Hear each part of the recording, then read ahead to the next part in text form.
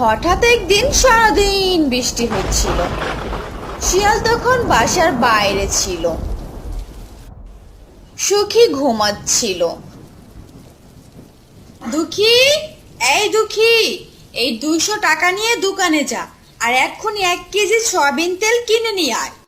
মা মা, বাইরে তো খুব বৃষ্টি হচ্ছে, আমি কিভাবে যাব? তুই যদি না যাস তো আজ তোর কপালে ভাত জুটবে না, এই বলে দিলাম।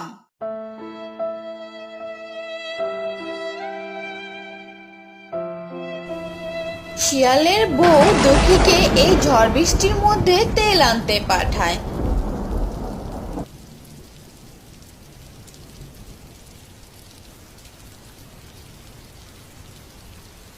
তেল নিয়ে ফেরার সময় আইসক্রিমের দোকানের সামনে দুঃখী থামে।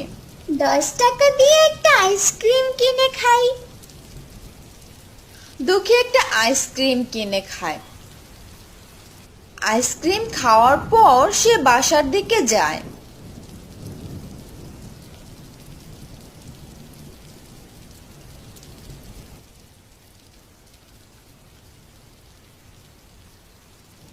মা, এই নাও তেল আর এই নাও টাকা।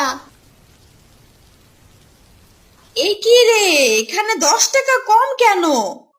মা, আমি 10 টাকা দিয়ে একটা আইসক্রিম কিনে খেয়েছিলাম। কি, তোর এত বড় সাহস হয়ে গেছে তুই আমার টাকা দিয়ে আইসক্রিম কিনে খাস?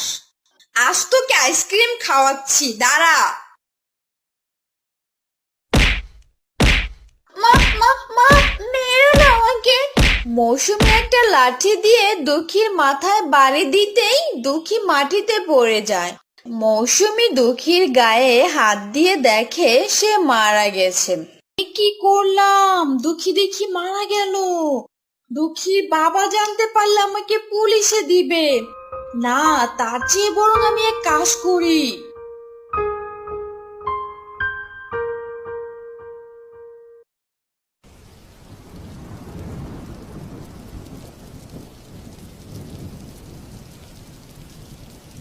মৌসুমী দুঃখীর লাশটাকে নিয়ে পাশের এক ঝুপে যায়। সেখানে মাটি খুঁড়ে দুঃখীকে মাটি চাপা দিয়ে দেয়। বাসায় এসে মৌসুমী দুঃখীর বাবাকে ফোন দেয়।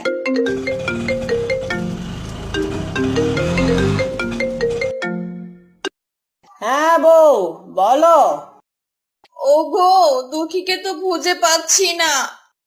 কি বলছো তুমি? দুঃখী কোথায় গেছে?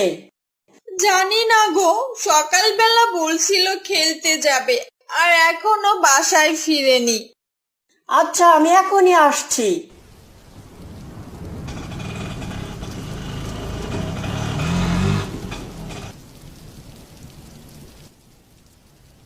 তোমার মেয়ে মনে হয় একা একা কোথাও চলে গেছে। কিন্তু দুঃখী তো একা একা কোথাও যাওয়ার মেয়ে না। বাবা বাবা, তুমি আমার দিদিকে এনে দাও বাবা। দিদিকে ছাড়া আমি কার সাথে খেলবো বাবা?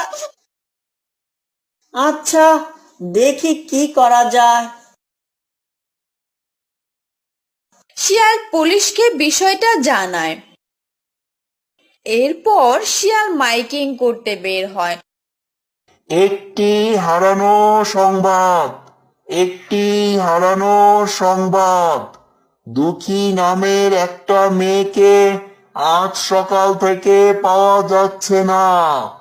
মেয়েটার বয়স ছিল 5 বছর। কোনো সহৃদয়বান ব্যক্তি যদি মেয়েটার সন্ধান পান তবে সুন্দরপুর গ্রামে যোগাযোগ করবেন।